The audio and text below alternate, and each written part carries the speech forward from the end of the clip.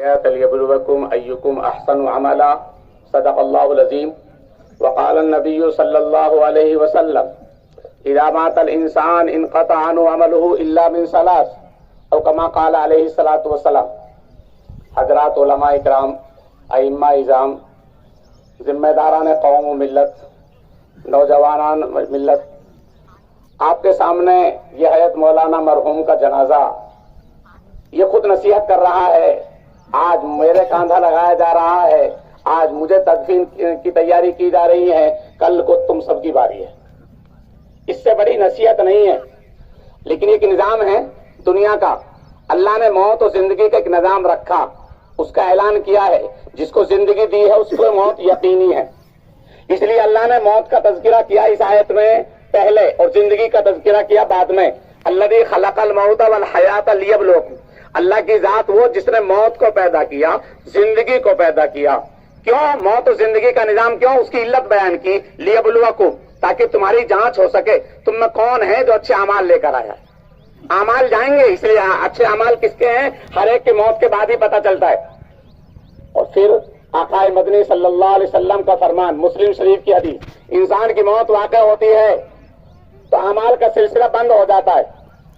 کتنی نمازیں پڑھی، کتنے روزے رکھے، کتنی نیکیاں کی، رجسٹر بند۔ لیکن تین عمل وہ ہیں جن کا رجسٹر بند نہیں ہوتا۔ روزانہ پلس ہوتا رہتا ہے، روزانہ اضافہ ہوتا رہتا ہے، روزانہ جمع ہوتا رہتا ہے۔ وہ تین عمل ہیں، اور الحمدللہ حضرت مولانا ان تینوں عملوں کو چھوڑ کر جا رہے ہیں۔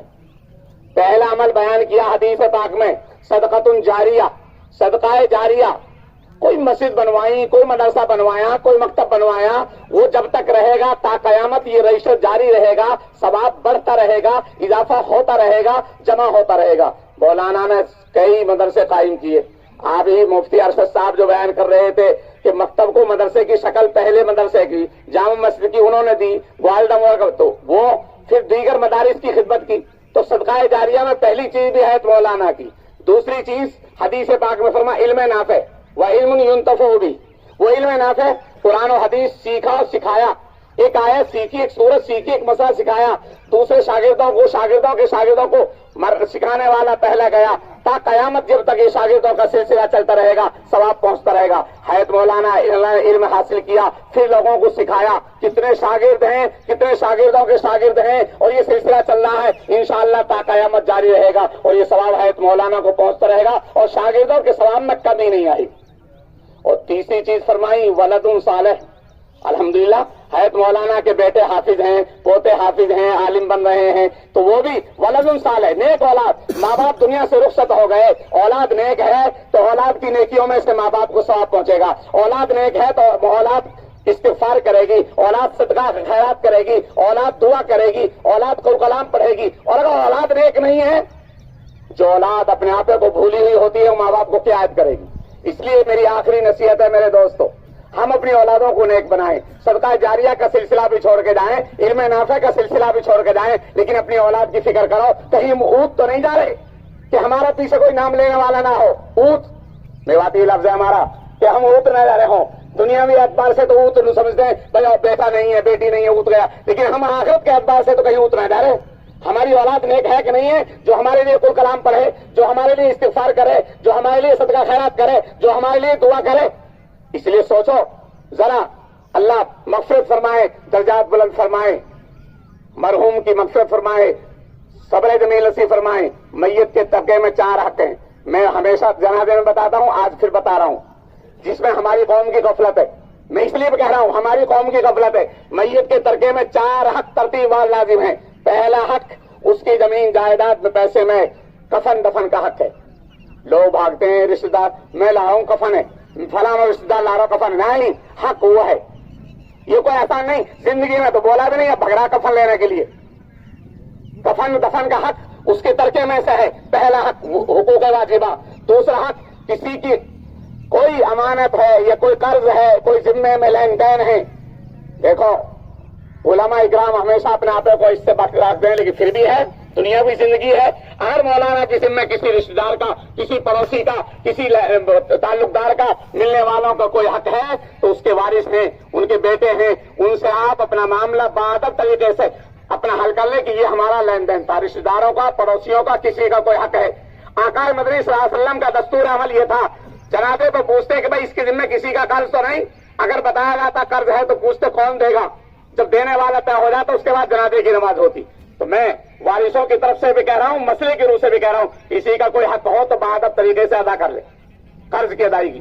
تیسرا حق ہے، کوئی وصیت کی ہے اگر مولانا تو اس کے وارثوں کے ذمے حقوق واجبہ کی ادائیگی کے بعد وصیت بھی کا تہائی مال سے پورا کرنا، تہائی مال سے پورا کرنا وصیت کا، یہ بھی حق ہے۔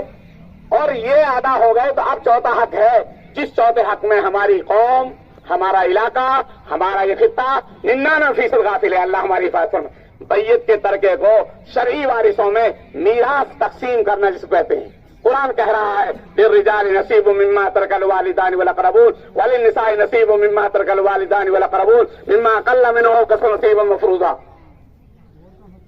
جو مال ان کے ماں باپ نے، قریبی رشتہ داروں نے چھوڑا ہے، اس میں مردوں کا بھی حق ہے۔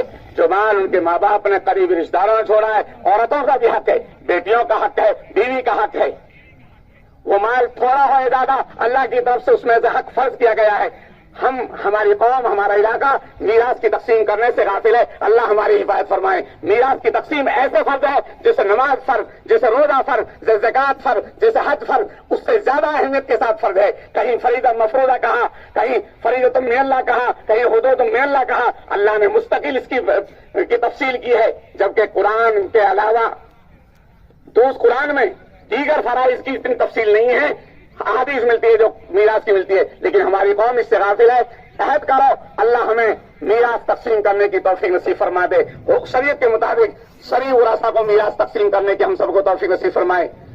وارث قرض ادا کریں گے، وہی پھر بھی ایک بات کہہ رہا ہوں، مولانا مرحوم ہیں، ہم ہیں، کوئی ہے، جب زندگی گزارتے ہیں معاشرے میں کیڈی نرم ہو جاتی ہے، مولانا کی کسی سے کیڈی نرم ہوگی ہو، یوں تو مولانا بڑے خلیق تھے، بڑے ملنسار تھے، بڑے اخلاق مند تھے، لیکن پھر بھی ہو جاتی ہے، انسان ہے، کبھی گرما نرمی ہو گئی، کسی کا دل دکھ گیا، کبھی مولانا کسی سے سخت بات کہہ دی ہو، گاؤں میں، پڑوسیوں میں، رشتہ داروں میں، محلے والوں میں، ملنے والوں میں، تو میں درخواست کروں گا کہ اپنے دل کو صاف کر لیں، مولانا کو معاف کر دیں۔